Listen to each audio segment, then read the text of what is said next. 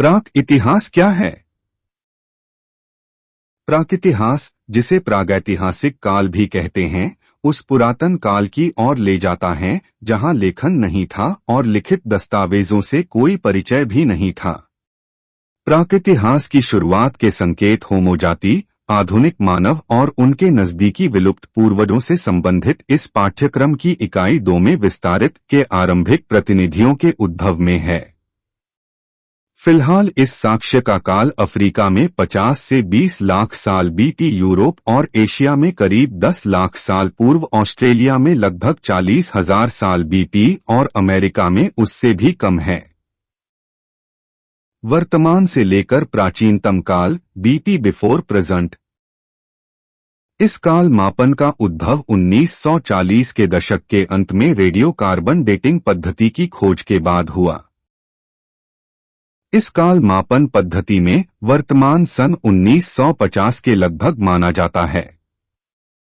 लिखित दस्तावेजों के उद्भव के पहले के मानव इतिहास के काल को दर्शाने के लिए फ्रेंच पुरातत्वविद पॉल टॉर्नल ने 1833 में पीरियोड एंटी हिस्टोरिक, पीरियोड एंटीहिस्टोरिक शब्दावली की व्युत्पत्ति की, जिससे प्राक इतिहास शब्द की उत्पत्ति हुई। ग्रेसन 1983।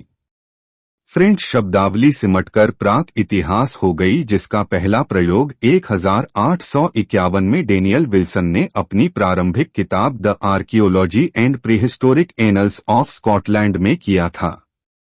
प्राक इतिहास शब्द का प्रयोग शुरू में उस काल के लिए हुआ था जब मनुष्य विलुप्त हो चुके प्राणियों के समकालीन थे और जिनके अवशेष भूगर्भशास्त्रियों वैज्ञानिक जो धरती को बनाने वाले ठोस और तरल पदार्थों का अध्ययन करते हैं और जीवाश्म वैज्ञानिकों जीवाश्मों का अध्ययन करने वाले वैज्ञानिक को पुरानी भूगर्भीय तहों में प्राप्त हुए थे। प्राक इतिहास फिलहाल लिखित दस्तावेजीकरण के पहले होने वाले मानव के सांस्कृतिक विकास के उस पूरे काल को शामिल करता है जो कम से कम 26 लाख साल पीछे तक फैला है।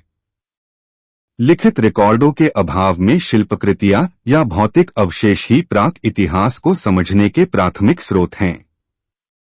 भौतिक अवशेष अधिकांशतः पत्थर के औजारों, पशु अवशेषों, नृजीवाश्मों, जैव तथ्यों और सांस्कृतिक भूदृश्यों के रूप में उपलब्ध हैं।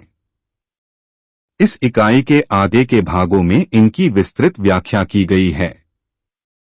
यहाँ यह समझना महत्वपूर्ण है कि प्रागितिहास और सबसे पुराने ऐतिहासिक रिकॉर्डों के अंश अन्वेषकों ने एक संक्रमण काल की पहचान की है, जिसे आद्य इतिहास प्रोटोहिस्ट्री का नाम दिया गया है। आद्य इतिहास शब्द का सृजन किसी संस्कृति के अभिलिखित इतिहास की शुरुआत के ठीक पहले उपस्थित काल को बताने के लिए किया गया था।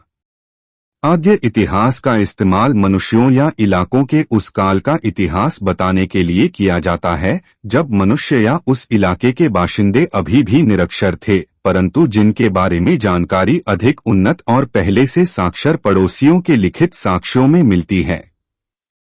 उदाहरण के लिए बीसीई 4वीं सदी में ग्रीक और लैटिन इतिहासकारों के सेल्टिक जनजातियों के विषय में लेखन मिलते हैं, जबकि वह जनजाति अभी भी निरक्षर थी। History of humanity 1/95।